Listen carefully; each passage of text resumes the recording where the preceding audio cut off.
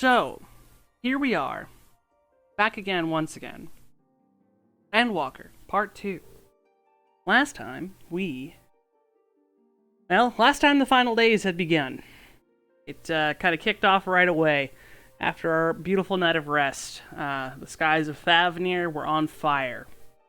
People were turning into monstrosities, and things were bad. We discovered that feelings of despair and hopelessness will turn people into the monsters that the ancients used to create with their magics. We don't have those magics, so instead the people themselves are changing. Ahewan, the fake leader of Radzat-Han, was killed in the process, and so Vritra came out telling his people that, yo, you've been led by a dragon this whole time. And then at the very end of it all, the Charlian Forum showed up, saying that, yo, we got a moon rocket that's going to take us out of here. We'll save y'all. That's where we are. At World's End. Greetings, honored scions of the Seventh Dawn. I have a message from His Excellency, the Satrap. Brave scions, you have my gratitude for aiding my people in this most trying of times. Alas, matters here at Megaduta prevent me from meeting you all in person. As a token of mine appreciation, I have arranged for a feast to be held in your honor. May it nourish you in preparation for the trials ahead. Such are the words of Master Vritra. The feast he speaks of awaits you at Meride's Mahane. Pray make your way there whenever your business here is done. We thank you for your kindness. Indeed, I was hoping we might find a place to discuss our next course of action, and that seems an ideal venue. Ah, and to you, Kinliana Ironhide, there is someone we had hoped to introduce to you in particular. While I am loath to detain you further, might you spare a moment of your time? A personal invitation, knowing full well your services are in the highest demand right now? This must be very important. Worry not, we'll save some food for you, so take all the time you need.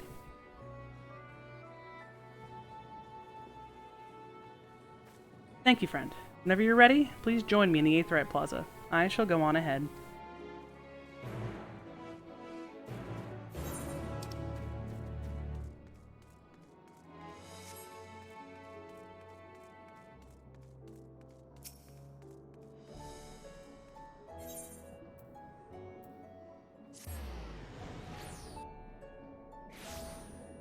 That Aetheryte is technically not supposed to be turned on, but, you know, here in New Game Plus we cheat. Access to the Aetheryte you see here has been restricted to a select few ever since the tower first appeared.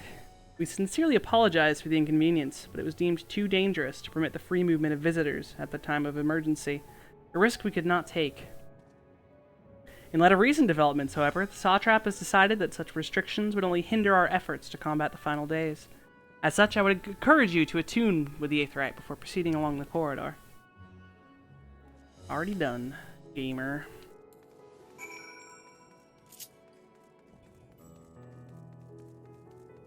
Yeah, this is just the introduction to this expansion's role quests. So, we won't have to spend too much time over here since we will not be doing them right now. That is a later New Game Plus adventure.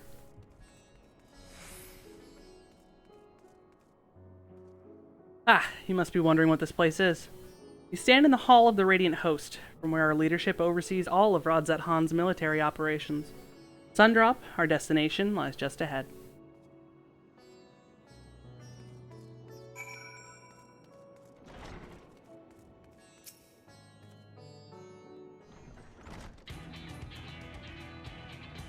Welcome to Sundrop. Without further ado, allow me to introduce you to...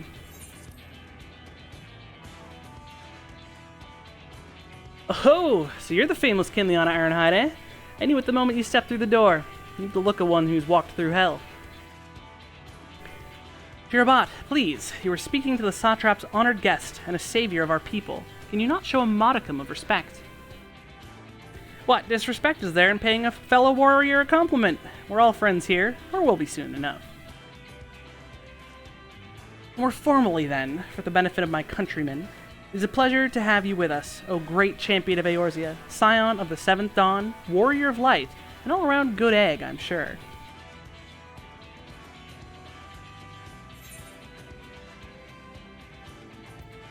What is this place?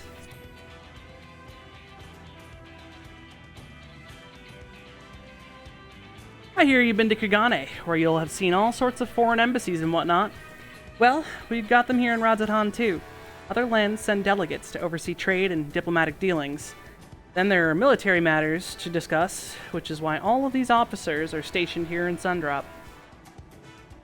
I imagine you're more familiar with each of the nations they represent, yes? We've got representatives from Doma,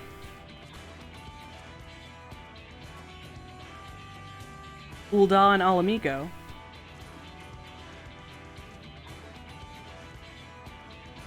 Limsa Laminsa,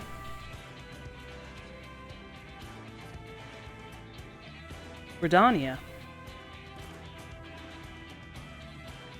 and last, but never let it be said least, Ishgard. They're the eyes, ears, and mouths that bridge the distance between Radzatan and their respective homelands.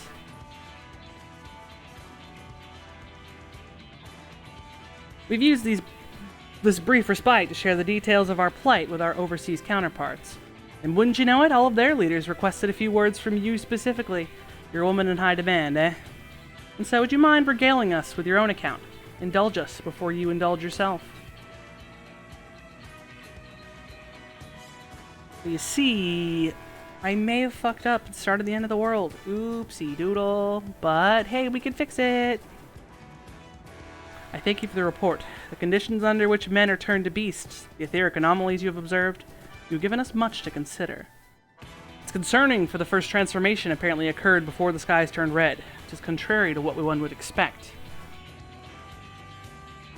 Thankfully, the information you conveyed to Lucia upon your return from the moon has already proved invaluable. As soon as reports of the calamity here in Thavnir reached the Grand Company of Eorzea and our far eastern allies, our leaders knew at once that the final days were indeed upon us. They began taking steps to assess the extent of the phenomenon's spread. Our agents were able to confirm that, for the time being, the skies burn only over the bounty, including this island, and Corvos. Alas, that is of little comfort. Aye, all throughout allied lands there have been reports of people transforming into hideous beasts. From what little we've learned, these incidents are similar in nature to that involving the merchant Khalzal. As was the case here, the victims underwent the change prior to the heavens being set ablaze. And so, while the burning skies have yet to manifest beyond the bounty, the transformations do not appear to be subject to any similar restriction. If anyone anywhere overcame by despair can turn, then nowhere is safe. About the size of it. Speaking of which, we ought to give these creatures a name, don't you think? Here in Radzatan, we've taken to calling the first to change, which tend to be the biggest, blasphemies. As fitting a name as any. To ensure clarity in future communications, we shall urge our comrades to adopt this terminology. Our leaders have taken measures to deal with the threat, to the best of our abilities.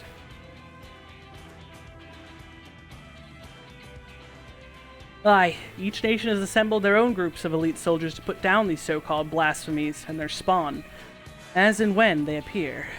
At the same time, they're doing all in their power to put people's minds at ease and prevent panic and fear from spreading.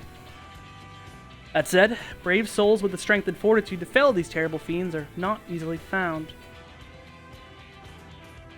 Just so, and it's for that very reason that we turn to you. Pray lend us your strength and help us slay the blasphemies that plague our homelands. Now, you don't have to give your reply before dinner. I should also mention that each blasphemy seems to possess wildly different characteristics. What works well against one may serve you poorly against another. So before you go rushing off to save everyone's day, have a word with the delegates. They'll tell you what to expect.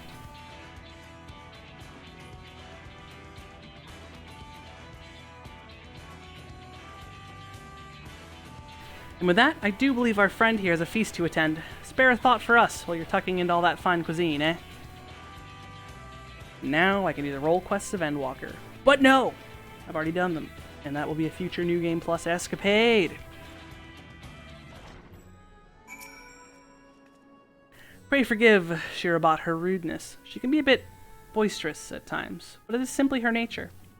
Anyway, my apologies for keeping you from your hard-earned rest. You will be rejoining your companions, yes? You know the way to Mayhain? Hey, I know Radz-at-Han like the back of my hand.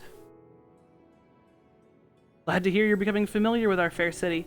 You'll be pleased to hear that all drinks are on the house, so order whatever suits your fancy. And with that, I must return to my post. On behalf of all the Radiant host, I thank you and your friends for once more lending your strength and courage to Radz-at-Han in our time of need. We shall endeavor to fight the good fight to the end, that we may honor Ahewan's legacy and serve Master Vritra well. You have my word that your efforts will not be in vain.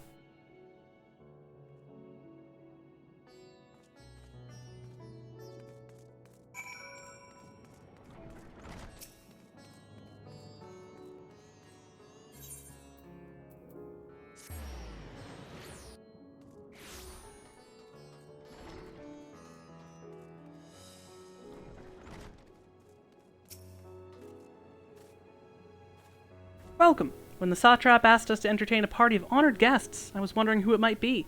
This is a lovely surprise, to say the least. By the way, I heard all about Kalzal from your friend Grahatia. I understand there was nothing that could be done, but I was heartened to hear he meant us no harm.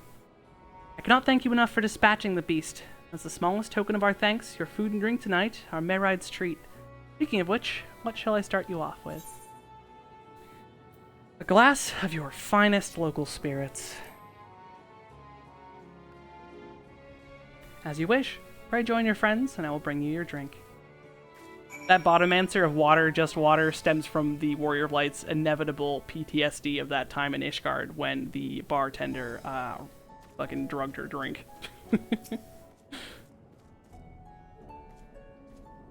Welcome back. Whatever did the Radiant want with you, pray tell? Our allies have sent military delegates. That's news to me. Mind sharing the details?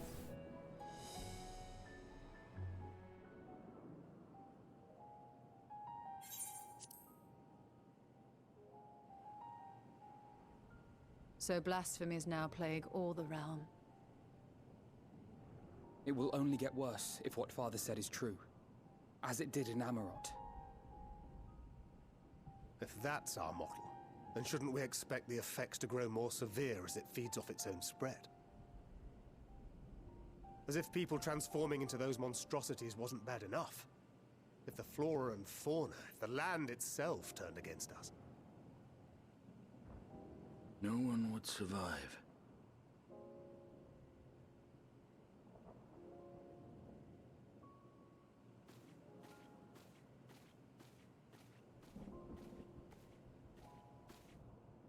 Here's your order, friend.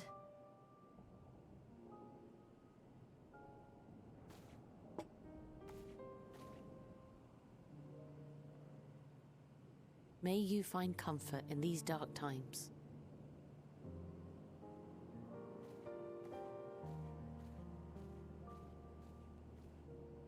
Where do we go from here?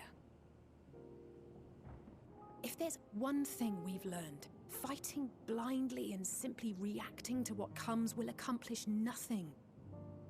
We must find a solution that addresses the fundamental cause. Before our strength is exhausted, before this crisis spirals out of control. Is there something, anything we've overlooked? If there is an answer, Hydaelyn herself will have it. 'Twas she who bound Zodiac and forestalled the final days. Alas, we have heard naught from her since the Tower of Babel. Whether she cannot or will not speak, I can only speculate. Even the flower she gave us is no more.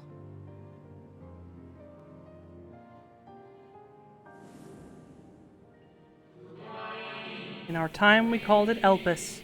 You would do well to remember the name.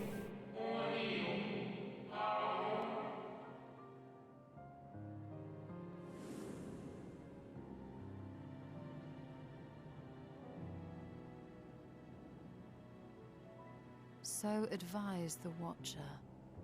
But what could be the significance of that name? It is entirely unfamiliar to me. To me as well. It meant something to the ancients, though. In our time. Most surely. Yet I do not recall a single mention of it in the records of Anida. Another dead end. And quite literally. It's not as if there are any ancients living we could go and ask.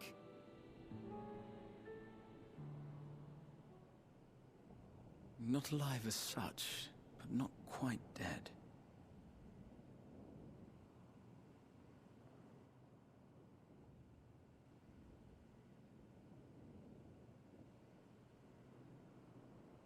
Elidibus. I sealed him in the white auricite of the Crystal Tower back on the first. Contained within that reservoir of ether that maintains it, ether that is returned little by little to the sea, naught may remain of his soul. However, if part of it lingers, we might be able to speak with him there. I know we can no longer make that journey, but you, my friend, still can.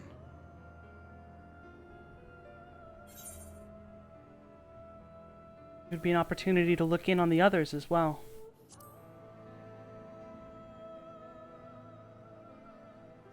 Thank you, my friend. That would mean much to me. If nothing else, should we learn the first is safe, we'll have that much more reason to keep fighting the good fight. That said, the odds are not in our favor, to say the least. Which is why we're fortunate to have Urianger up there on the moon, working hard to make all the necessary preparations for our departure, should it come to it. And why we have nothing to lose by staying the course till the last instant. Indeed. To the last, let us all do what we can. I will consult with Master Matoya and see if she knows of a way to reach Hydaelyn from the ethereal sea. And I will visit the nation's leaders and attempt to ascertain how far the final days have progressed elsewhere.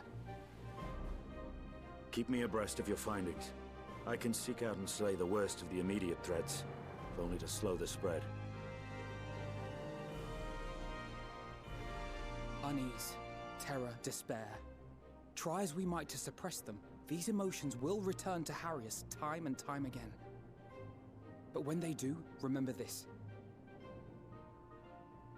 Your friends and loved ones are out there somewhere, sharing in your struggle. You are not alone.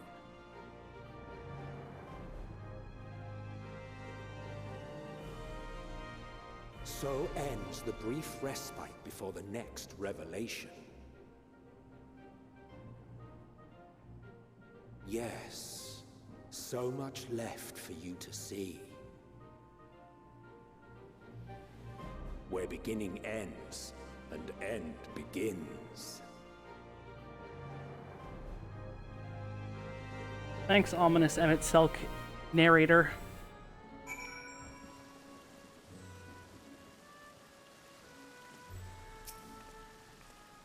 Now then, is there anything we've forgotten to mention? Are your arms and armor in good armor? Or order? Arms and armor in good armor. In that case, it's time we each attended to our tasks. And when you arrive on the first, give my regards to Reen. Tell her I miss her.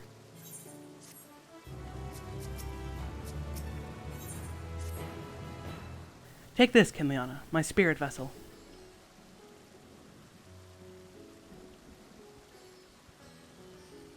Empty now, of course, but it should allow you to operate the tower's systems in the umbilicus. If even the smallest fragment of Elidibus's essence remains, it should be possible to locate it. As for access to the umbilicus, pray seek out Lena for assistance. Chances are she still stands watch at the Ascensor Gate. Should she or anyone else ask after me, tell them I am living my life to the fullest, that I am happy, hardships and all. Well, we'd best be on our respective ways. God's willing, we will see each other again ere long.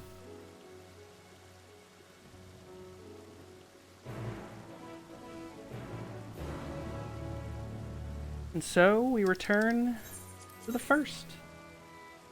The beginning of my favorite chunk of this expansion. But why would the first be my favorite, you're asking? Well, you see, it's not about the first. Where we're going from after the first.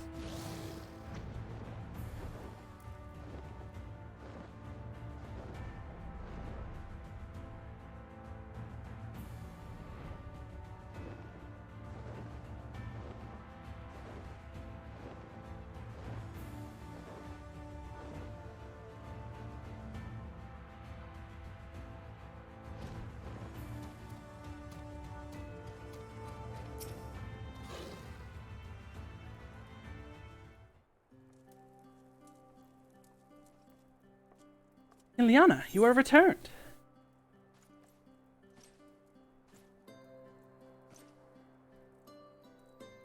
Have you been well? You and the others? No shortage of troubles, but we're well enough.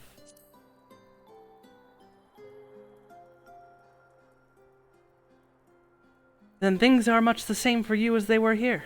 My lord is doubtless enjoying himself.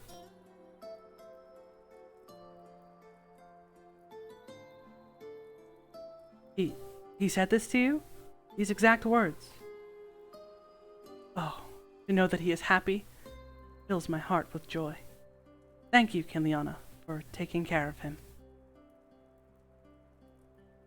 When next you see him, please tell him not to overexert himself. Futile a request though it is.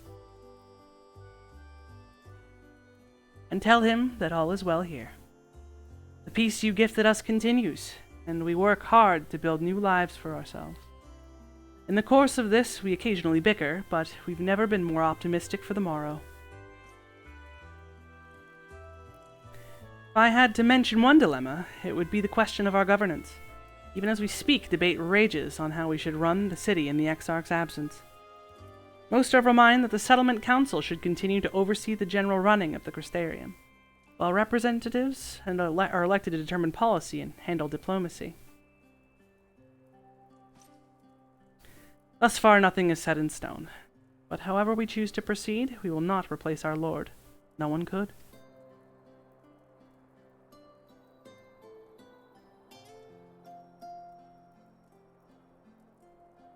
Have we recently observed any unusual phenomena?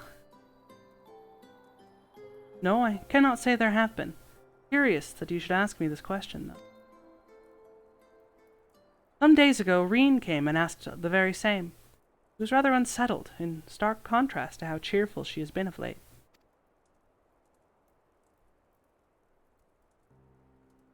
He and other Crystarium youths just hosted a festival, you see.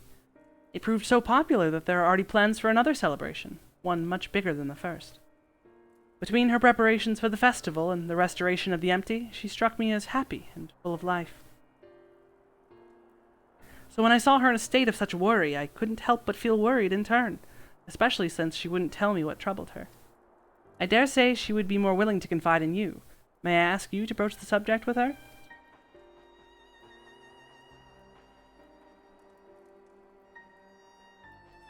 You wish to enter the Umbilicus? Very well. I shall fetch the key at once, and take the opportunity to find Reen. Please wait for me in the city, in front of the Cabinet of Curiosity, shall we say. I will be along as soon as I can.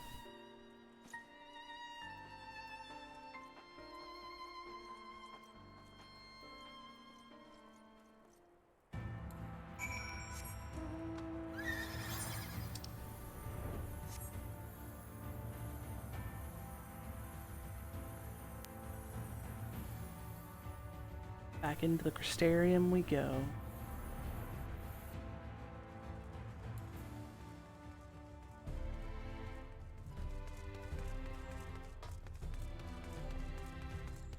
What? A lookout point? How have I never seen that? Never walked back in the front door, apparently. Well, now I have to go get that. Look, I know the world's ending and all that, but show me a shiny point that I can collect for my book of collections and just gotta be done, you know? Free experience for my Reaper.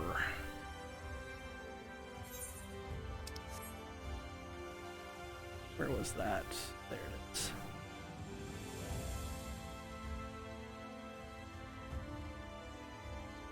Ooh, you have to make the jump. Made it.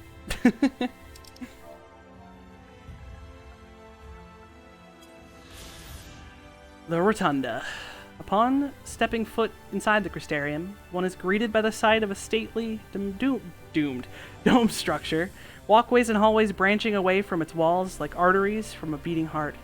Constructed of elegant black iron and sheets of shimmering crystal, it is the visitor's heart that the building It is in the visitor's heart that this building is like to remain. Can't read English, by the way. First sightseeing log of Shadowbringers. I have no idea how I missed that. I mean, it wouldn't have been there when I first walked in initially, because you unlock the sightseeing log mid-expansion. Alright, ooh, the Cabinet of Curiosity.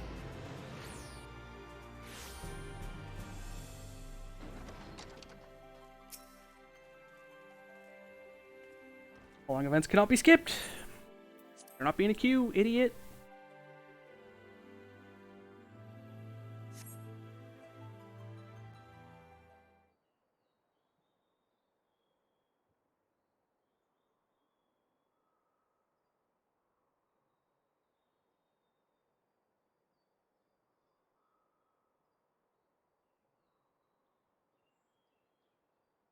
Do my old eyes deceive? Is that truly Kinliana?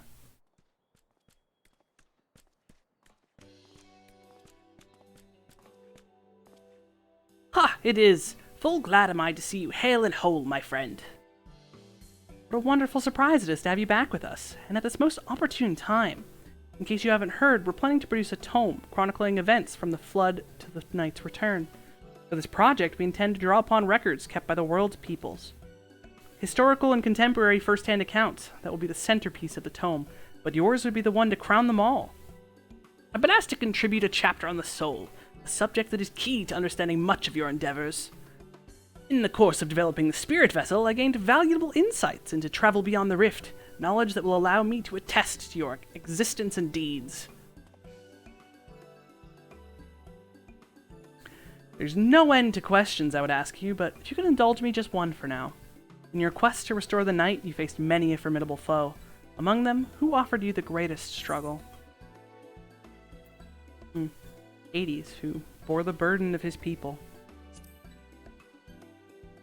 Ah yes, Hades, he who sought to resurrect his ancient brethren. He was the final obstacle in your quest to restore the night, your battle in the depths of the Tempest, stuff of epics.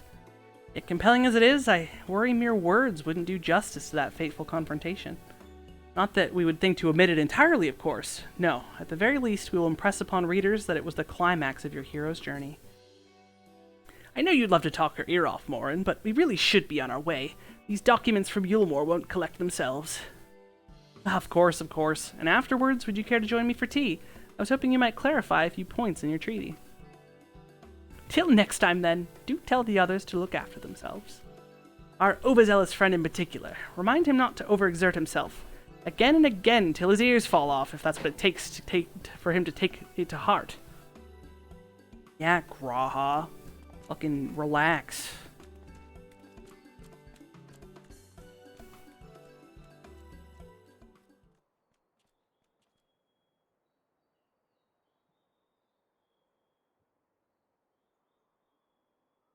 Gasp! Is that the Warrior of Darkness? It's her! It's really her! What are you doing here? If you're going to battle, I can give you some medicine. I made it myself. Best not, Riki. You'd only give her a stomachache. We've come to see Morin to get his advice. One of the guard finally agreed to teach us how to fight, but first we need to choose a fighting style. While I know that I want to be a mage, Arkil isn't sure. Magic isn't really my thing, so I was thinking of taking up the axe, or the sword, or maybe the bow. They all seem alright, but it's hard to decide, so I thought I'd ask Morin. He knows a lot about these things. He isn't here? No. Ooh, why don't we have the Warrior of Darkness choose for you? What do you think suits Arkil best? Axe, sword, or bow? He looks a little bit like Ardbert, so I would say for smiting your opponent, the axe. The axe? If you took up the axe, you could just be like... Ardbert, the Warrior of Light! I love that tale. Let's borrow the book today. Really popular, though. I hope it's still there. Thanks for helping me decide, Warrior of Darkness. I'll start with that style and maybe try something else later on. When I get really strong, I hope to have a bout with you.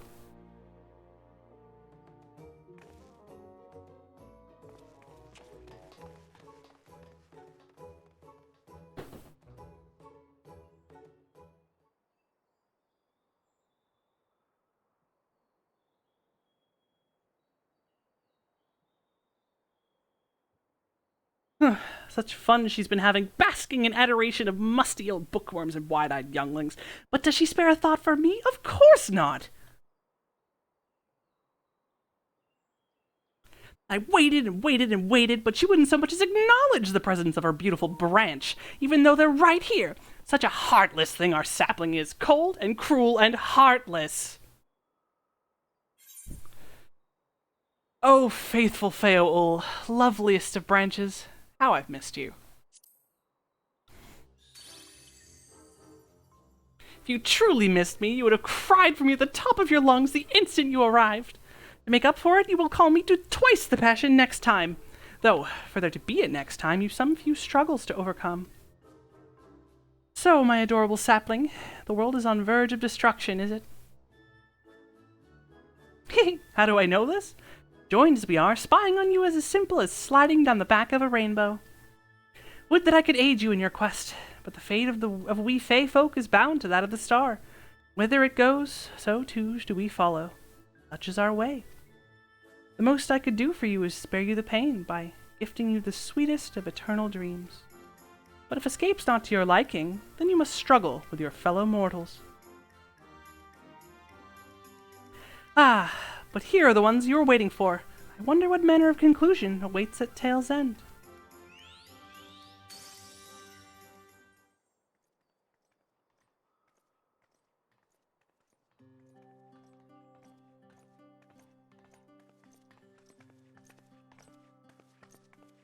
My apologies for the delay. Kinliana, it's so wonderful to see you again. You doubtless have much catching up to do, so I shall leave you to it. I've taken the liberty of unlocking the umbilicus, and you may enter at your leisure.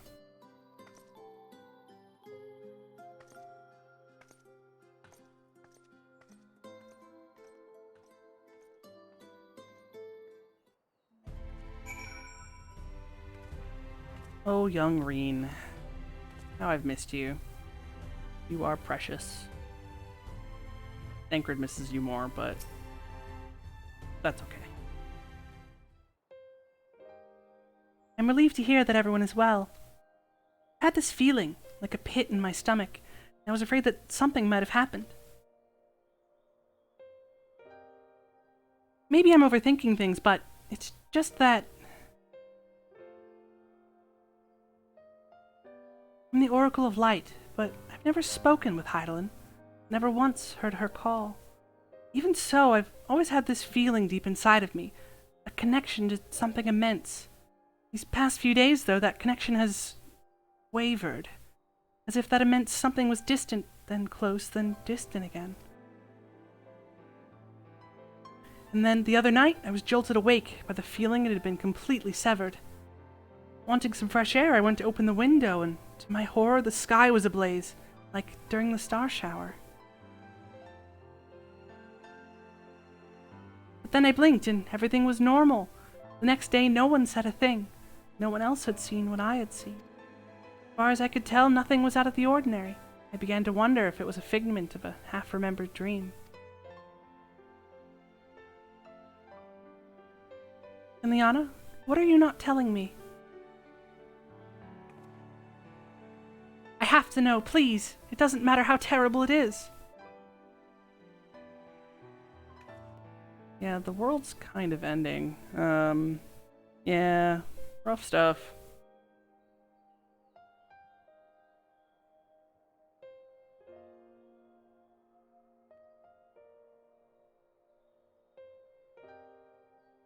Wasn't my imagination then.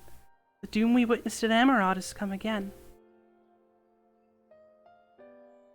Can't believe it. Like I told you before, all is well here in the First. So don't worry about us, please. Look only to the threat before you. We're fine right now, and even if we weren't, we've learned how to survive. Should the final days reach us here as well, you may be assured we won't go quietly. Now, no, we'll hold on until you can find a way to save all our worlds. So long as you continue your fight, so too shall we, united in purpose beneath a blazing sky.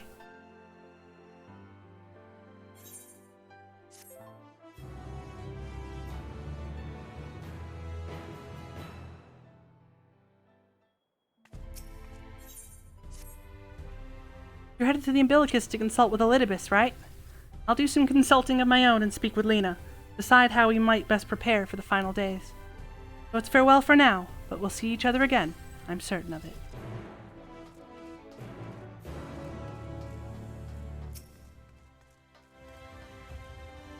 And that is enough of... That is all of our reunions, with the exception of one. We go to consult. That's not the right teleport. And there we go. With Elidibus, he who we felled. Who we defeated when he became his own sick, twisted version of the Warrior of Light, the former heart of Zodiark. Ah, Mistress Kinliana, welcome back. The captain has told me all. Give the word, and I will show you to the ocular.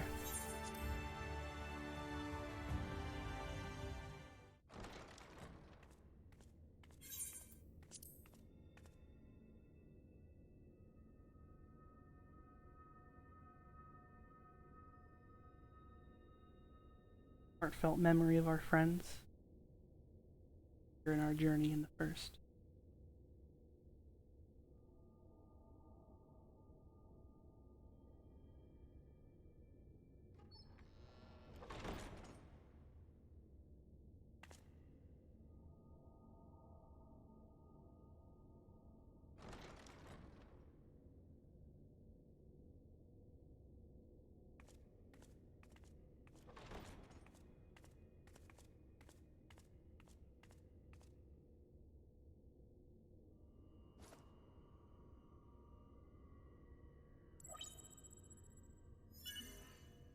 Biometric authentication complete.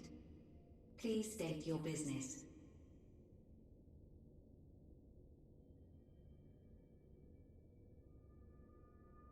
Acknowledged. Reinitializing Circus Tower systems. Searching for Elidibus entity.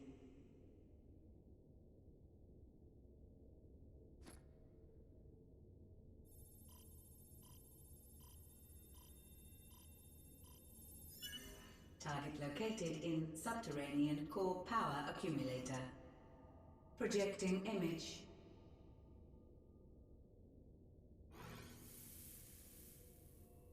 My home. My friends. No more than a dream.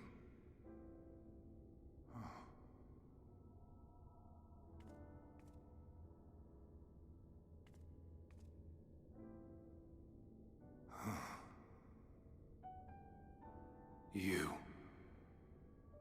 Why have you awakened me? I no longer sense those places beyond, or Lord Zodiark. You must explain all.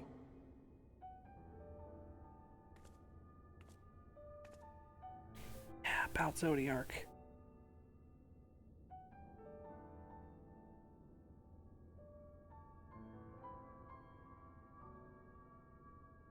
So, he is fallen, and my brethren's souls returned to the star.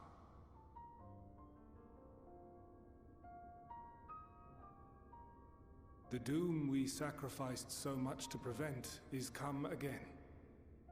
Old burdens now yours to bear. But if this is Fandaniel's design, then I, as Elidibus, have a duty to fulfill. Your unsolicited act has restored to me some few memories of the convocation. Such knowledge as I have, I will share.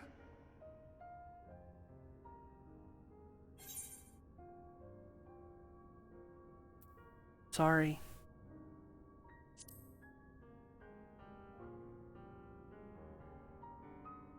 Why apologize for receiving a favor of the defeated? If it sits ill, consider it payment for freeing Lord Zodiark from servitude. Where to begin? Ah, the end. Your understanding of what caused the final days is consistent with our own. The decay first took root where the currents were weakest. Yes, a conclusion drawn by him, Fandaniel. Not the him of here and now, but as I knew him, long, long ago. Having shed light upon the phenomenon, he dedicated himself to devising a countermeasure. Were it not for his knowledge of the Celestial, we would never have made the connection, and thence forestalled the final days. And though he inherited that noble soul, how different this last incarnation, so consumed by self-loathing and hate.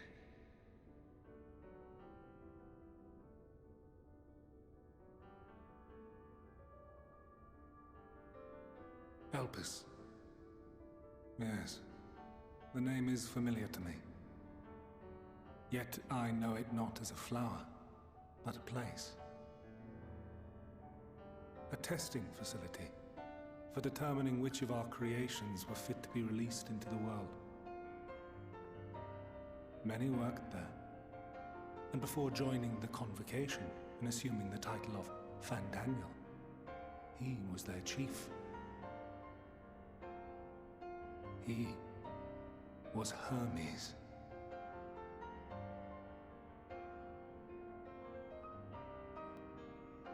That is all I know. The crystals tell little of the lives the 14 led prior to their induction. Elpis itself would tell even less. Nary a ruin has survived.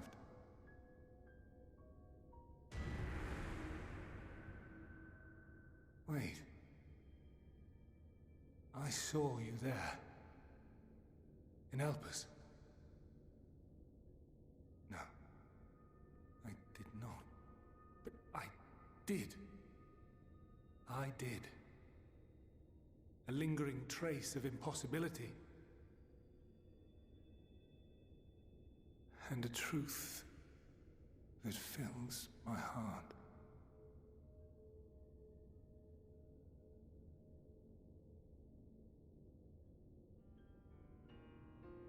My memories remain clouded, I fear. However, they have revealed to me one possible course.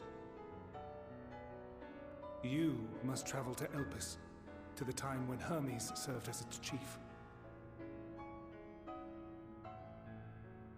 In glimpsing the Exarch's memories, not only did I make his summoning magic mine own, I also mastered the workings of this tower, which, having absorbed my empowered essence, now harbors an abundance of energy.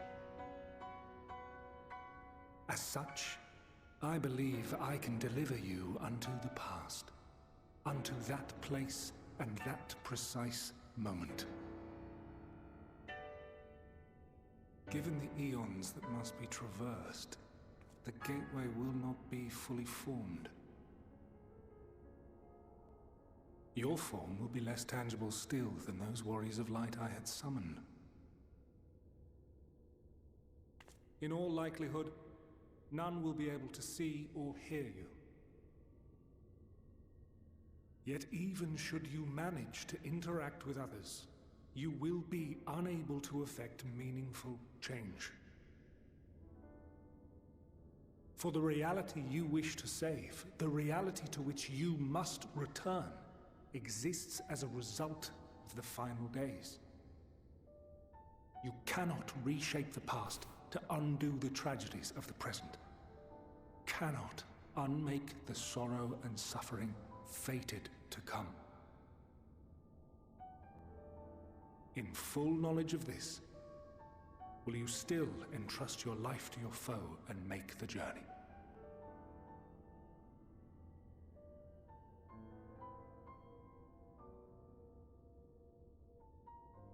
Very well. I shall cast you unto the river of time. Let this be my final act. You must input the commands. I no longer have the authority. First, you must reconfigure the systems, that the tower's ether may be channeled for the magic.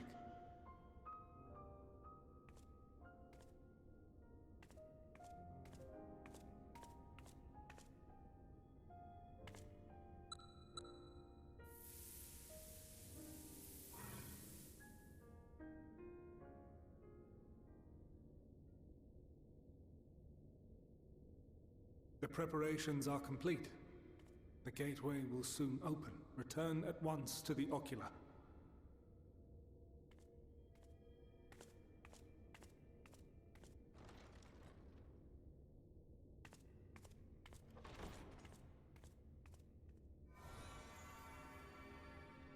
All appears to be in order. The ether flows unimpeded. The magic should consume every last mote of my essence. Why are you surprised? Did I not say that this will be my final act? Lord Zodiac is no more. There is nothing for me here. The ones I love and long to see again are waiting in that promised land, beyond memory and dream.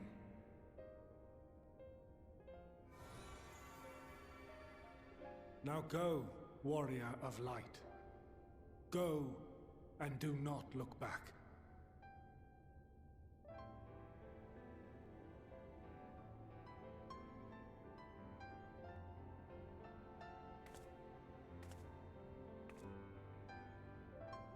Well, Heidelin, I take my leave of you. Yours is the mantle of the last of us. May you have the joy of it, the burden and the solitude. It falls to you now. You and your champion to save our star.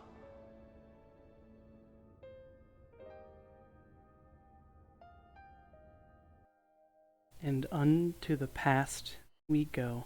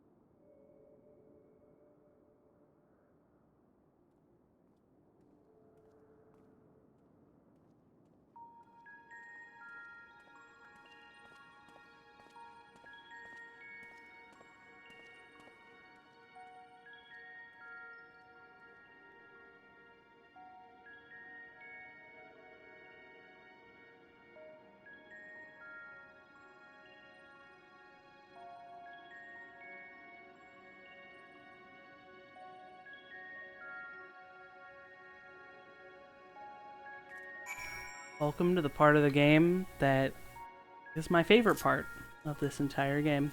All expansions, all locations, settings, and character.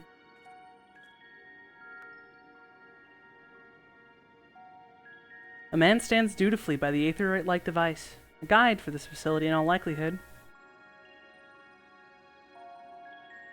You attempt to get the man's attention, but if he sees or hears you, he gives no indication. As Elidibus warned, it appears your form is intangible.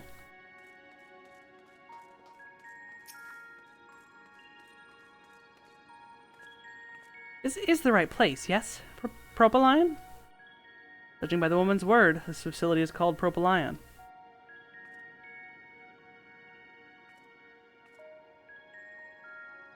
You attempt to gently prod the woman to attract her attention, but feel nothing, and it seems neither does she.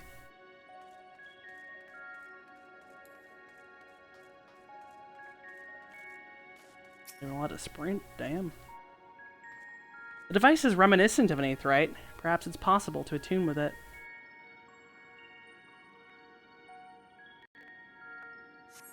Despite attempting to channel and focus your energies, you fail to attune with the device. You can only assume it operates differently.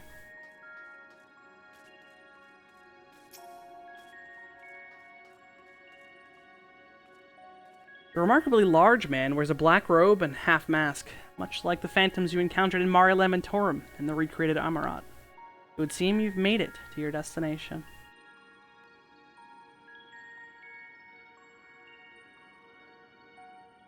You gesticulate wildly and shout all manner of greetings and obscenities, but the man does not so much as glance in your general direction.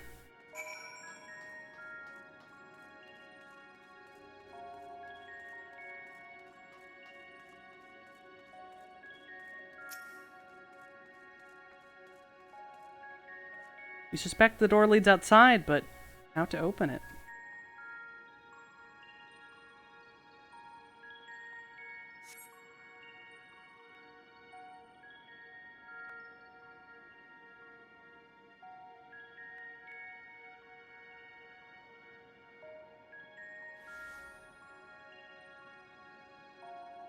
And here we are, Elpis. Well, well. How rare to receive you in person. To what do we owe the honor? Oh, just a few odd tasks. We'll be here a while. You're welcome to stay as long as you see fit, of course. As a matter of procedure, however, I must ask that you kindly remove your masks.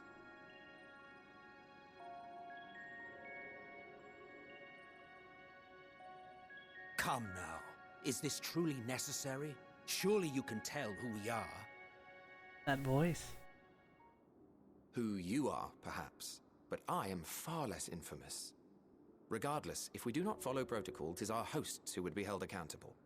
So, please, do favor us with your handsome face.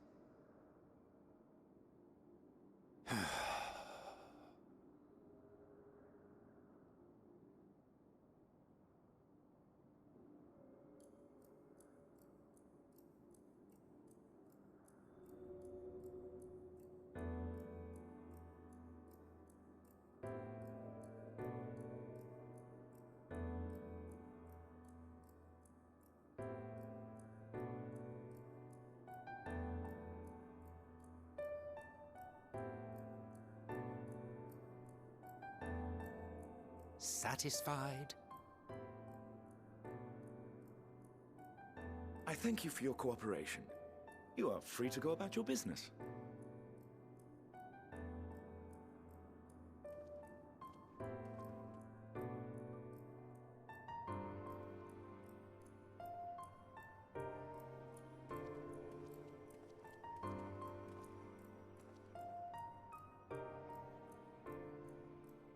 By the by, you see it too, yes?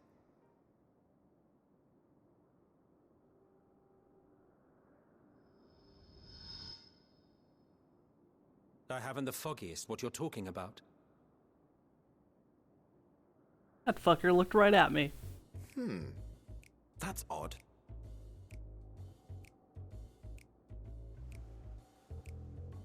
It's right here. A bit thin in the ether, but there's no mistaking it. The color of its soul is almost identical to Azem's. Do you suppose she created it? Rather unusual for a familiar to have a soul, though.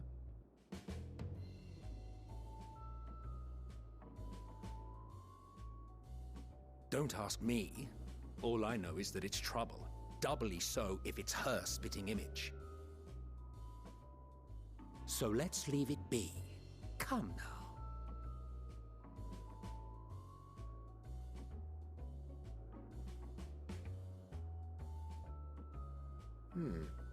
It's trying to say something, but it's literally too intangible to form words.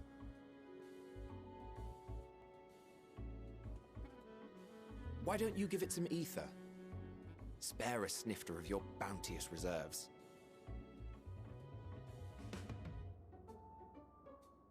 Who do you take me for?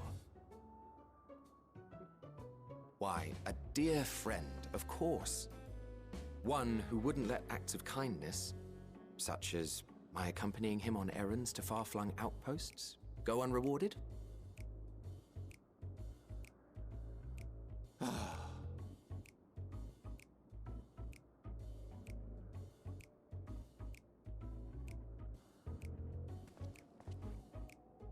I suggest you close your eyes, or this may be unpleasant.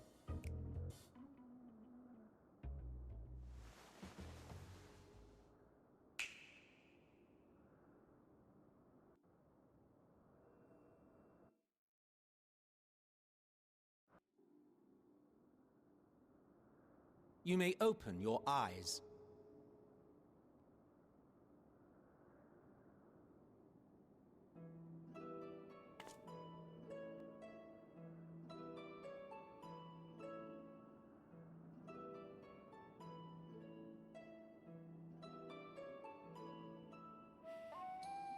Oh, you even adjusted its size. The better to indulge your whim. This way, it will be easier to communicate. How very thoughtful of you. And may I applaud your artful reinforcement. Without further ado then. Greetings! I am Hythlodaeus, Chief of the Bureau of the Architect. Sulking beside me is the most honorable Emmet Selk of the Convocation of 14. And how might we address you, my new friend?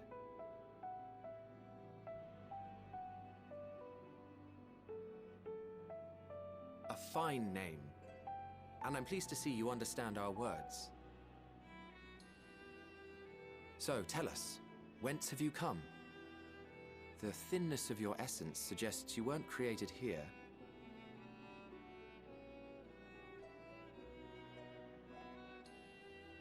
You do not know? Or cannot say? Allow me to ask a different question then. What brings you here? I seek a man named Hermes.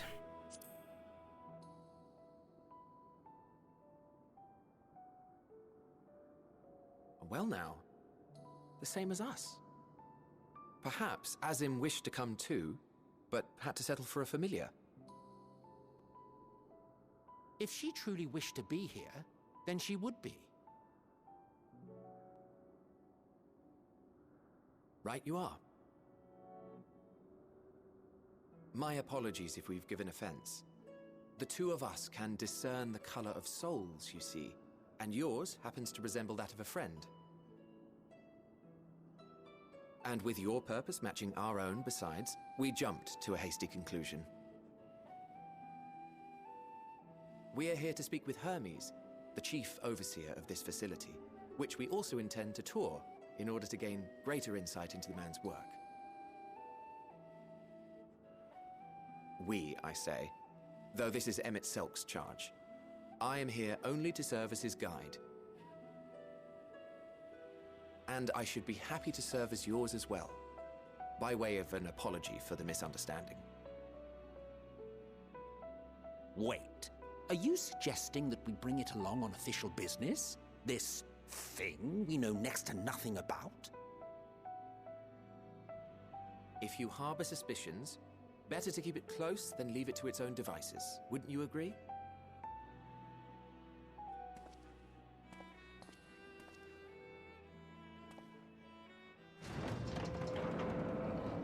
Besides, having a mysterious life form in tow is the norm rather than the exception here.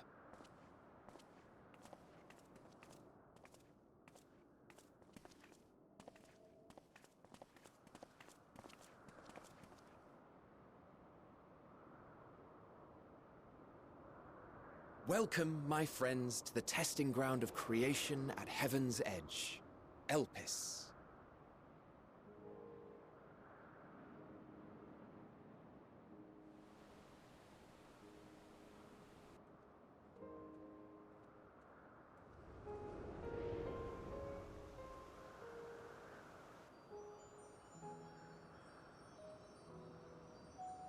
This presence. Question mark, question mark, question mark.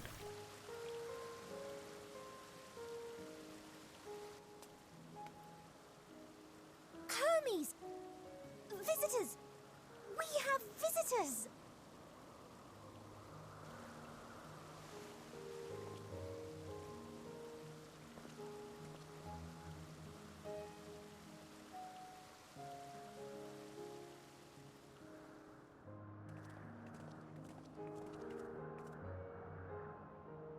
What secrets are you hiding, I wonder?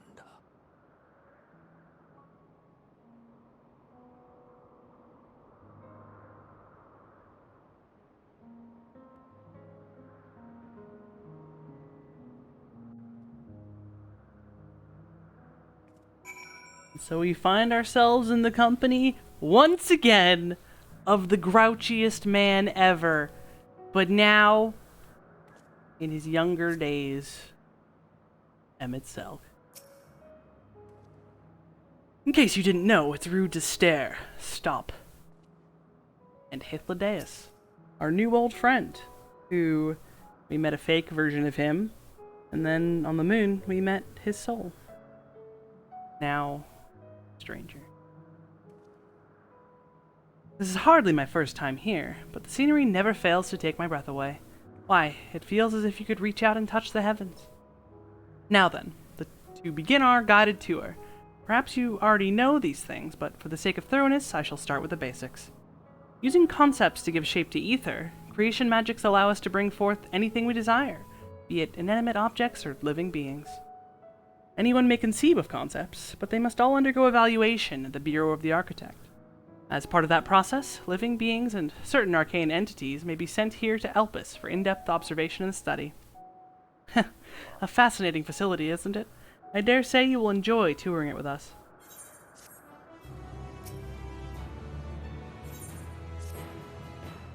Now then, our friend Hermes. Aside from overseeing the facility, he also conducts his own research. Chances are he will be at the main observation hub, so let us seek him out there first. Attired as you are, however, you stand out a little too much. Our dear Emmett Selk wishes to keep a low profile for his errand, so... You know how to make a robe. The basic concept will do. No. In that case, Emmett Selk... No. Your whim, your responsibility. You're getting not another thimble of ether out of me. The way he scrimps sometimes, you'd think he wasn't a nigh-bottomless font of magic. Very well, I shall make the robe, but perhaps you can assist. Come, let us search for the requisite material.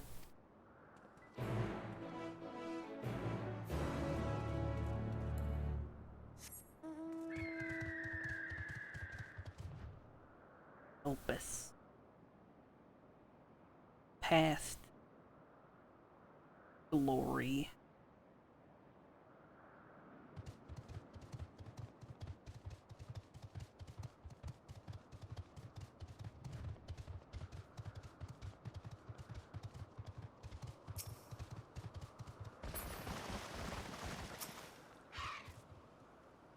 Yes, these creatures should suffice.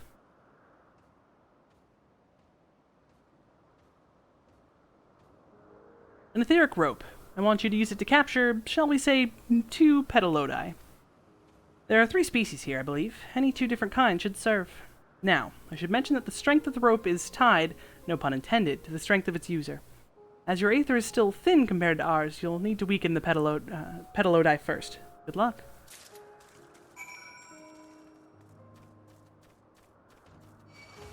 Okay, you're not a petalodi. Leave me alone. Angry. Snack.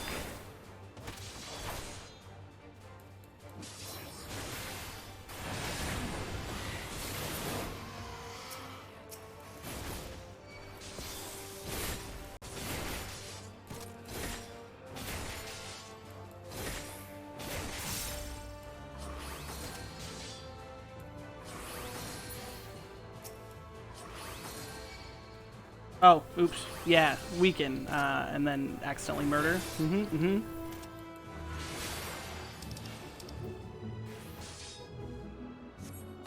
we go.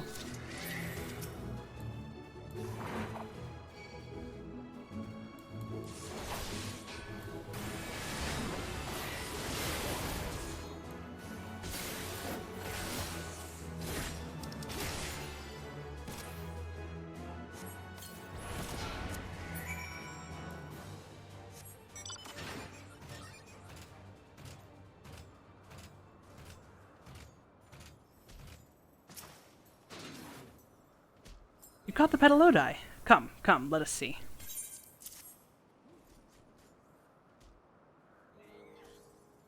Yes, these fine fellows will do nicely. And now for a spot of reversion.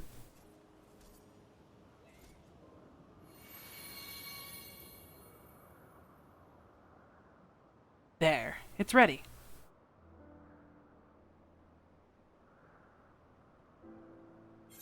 Nothing fancy, but then we're trying not to stand out. Try it on for size. Won't someone be angry with us for using those creatures?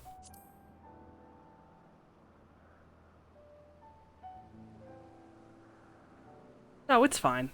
There's no one around to tell us off, and besides, we can always make more Petalodi. They need only a tiny amount of ether. It may take some effort to get the form and composition right, but anyone familiar with the concept should be able to manage. Well and good to disguise and educate it, but it won't fool anyone who can see worth a damn. Fair point, but at the very least it should spare you unwanted attention from casual observers.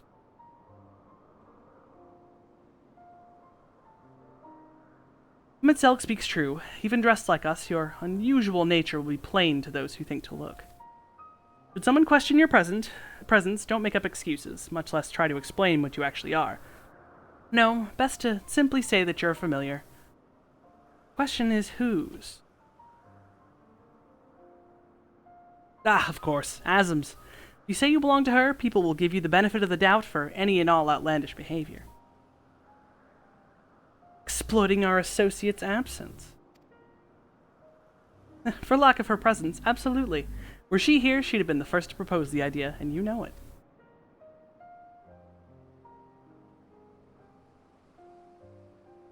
With that, your story is settled. Let us continue with our errand. Yeah, I'm kind of a dragon lady, so, I don't think people are gonna find me, very, very normal. You are ready, then let us continue along the path to Anagnorsis. Anagnorsis. Hate it. The place serves as an observation hub and residence both. Someone there should be able to point us in the direction of Hermes. Yeah, I have those robes somewhere in an inventory. I don't know, let's see if they're findable. It's like sophist robe. I think they're in my glamour dresser. Search for item. Yeah, no, they're one of my retainers. It ain't happening. It'll happen. Alright. Sorry, Emmett Selk. I'm gonna go. I'll be right back. I'll be right back. I left my robe in the laundry. Gotta look the part. Alright. Oh, of course. Unable to do this in New Game Plus mode. Hold on. Hold up. I suspended. Oh, cannot execute command mounted. Weird. Suspend. Right. Summoning bell. You draw the robe. I don't think they give you a mask. I think they just give you the robe. Alright, cast glamour. Da robe. It's actually kind of funny if I leave the gauntlets on, because that's kind of exactly what would happen. It would just be like, they gave her a robe. Alright, cool. Yep.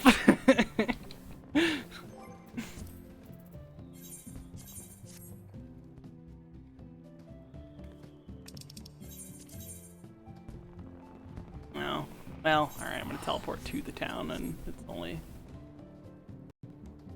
Just slap a fucking entire robe over her plate mail.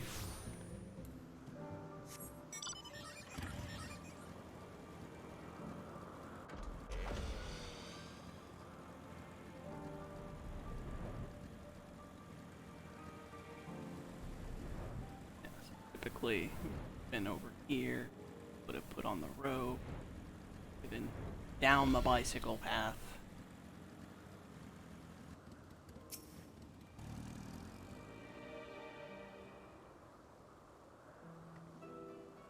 Can I help you? We wish to speak with Chief Hermes. Do you know where we might find him?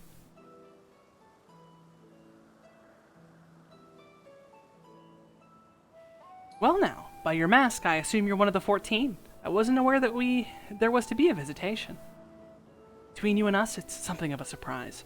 Your discretion in the matter would be most appreciated. I see. My lips are sealed. The Chief should be out conducting observations as usual. His focus of late has been aquatic creatures, so I expect you'll find him at one of the pools here. The pools, you say? Many thanks, and apologies for disrupting your work. I say, Hythlodaeus, while I've never met Hermes, you know him well, do you not? That being the case, couldn't you simply find him by his ether? Aye, that I could. As you know, Emet-Selch and I can discern the color of souls. At the same token, we can also see ether quite keenly from great distances. With this skill, I could readily locate Hermes, but I felt that it would be a waste of an opportunity. We're here to perform an assessment, after all. By searching the ordinary way, we stand to gain insight into Elpis and the men in charge of it. This is as much for your own enjoyment, like as not, but point taken. You're going to accompany us, make yourself useful, and help us look for Hermes. According to his profile, he has short, dark hair. So you know, it's because we're in Elpis that we don't have our cowls up. Special exemption is due to the need to be aware of dangerous creatures. Elsewhere, we do not exhibit our individuality. It's unseemly. This is all common sense, but I would not assume you possess any. It's a rare treat indeed to be able to search for someone by their appearance, and I thank you for humoring me. Come, let us find our man.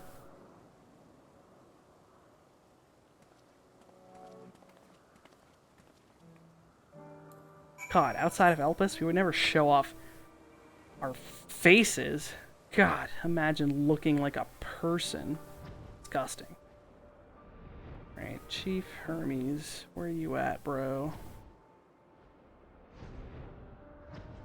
You do be at a puddle. Here you are.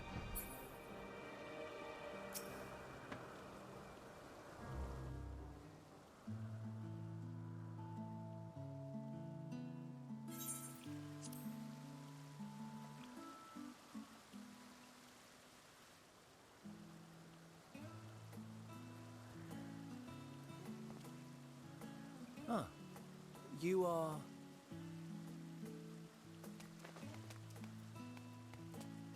Oh.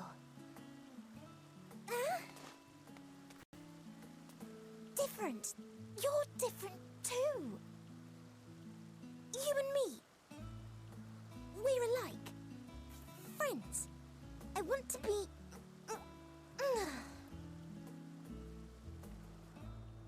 Wait. Please. Wait.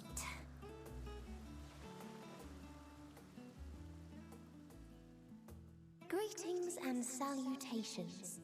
Can you hear me? Do not be alarmed. I mean you no harm. I wish only to hear your words, share your feelings, and know your thoughts. May we please be friends?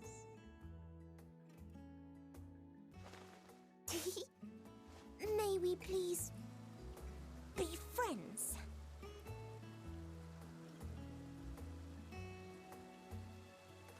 Ah, I see you found him.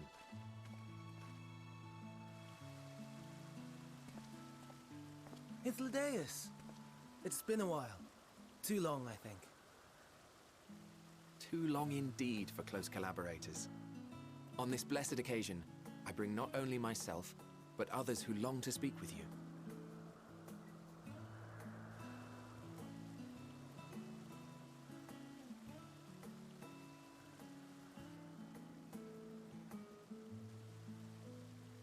You are of the convocation?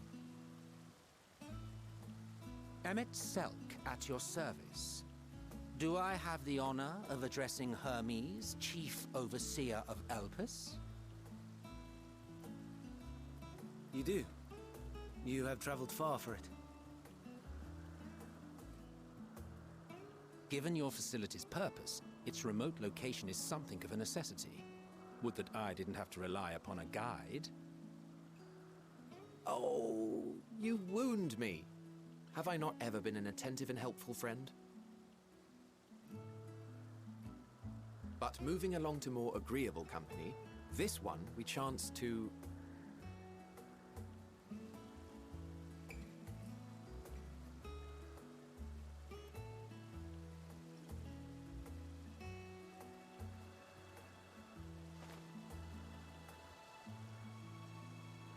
Well, you certainly have her attention. Is she one of yours, Hermes?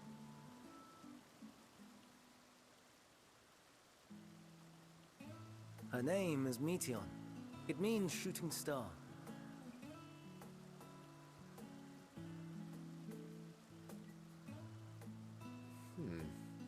If I may make an observation, her ether is terribly thin. I fear she might dissipate at any moment. Nor do I believe you've made a submission to the Bureau. I would remember such a concept if you had. I haven't, as you say. I judged it too early. She's a pet project of mine, still undergoing preliminary testing. But rest assured that I will attend in person ere long. Very well. Being an authority on flying life forms, I appreciate that you are exacting in your work. I shall look forward to your submission. If we have finished with the perfunctory chit-chat, I would discuss official matters. By my coming, I trust you already anticipate the subject. I have an inkling, yes. Please wait to the main building yonder.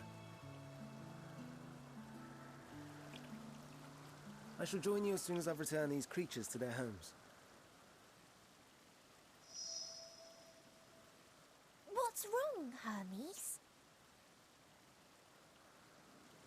An amystoma is missing.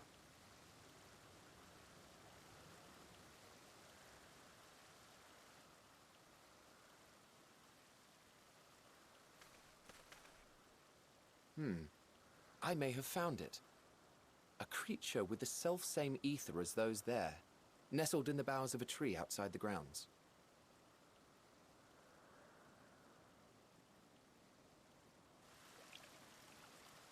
You're saying they can climb, with their sorry excuses for limbs?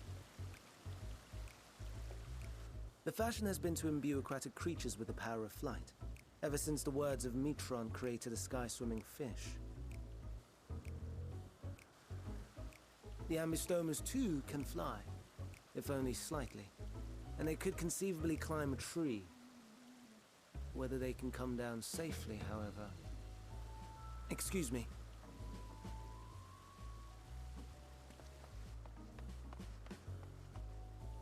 I'll help, too!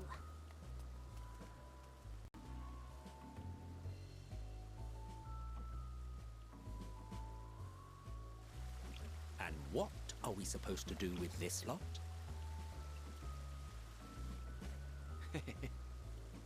May I suggest we split up?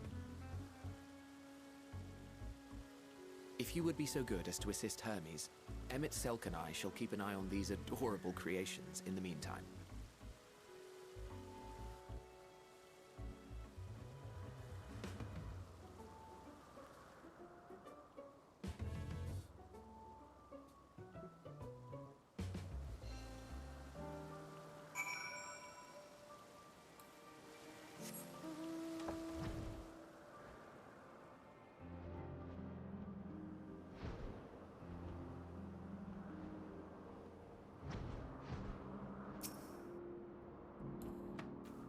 You're probably wondering how I ended up here. Oh, Hermes. Seems Hermes and Meteon have found their quarry, a creature known in this age as an abystoma. Yet, though it has been safely extricated from the tree, Hermes appears to have found himself in quite the predicament. The abystoma! Hermes saw it high up in the tree! He climbed up to get it, but it jumped on him and he slipped. Do you need a hand? No, I'm fine, if a little embarrassed. Now, for your own safety, please stand back.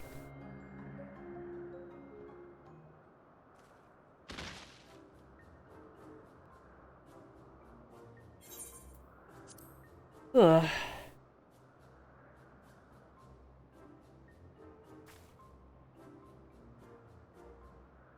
Hermes, are you all right? Quite all right, yes. My apologies for making you worry, Meteon. Both you and, Kinleon Ironhide, you're called. An intriguing name, somehow reminiscent of a new creation. Thank you for coming after me.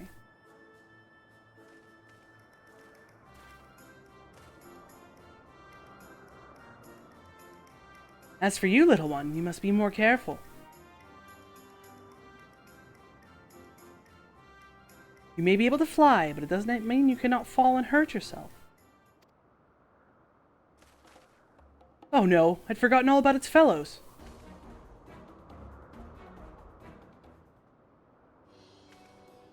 Truly? What a relief. I must thank Emetselk and Hethlodaeus when I return to them. But first, with the distractions out of the way... As Chief Overseer of Elpis, permit me to welcome you to our facility. I hope you will enjoy your time here.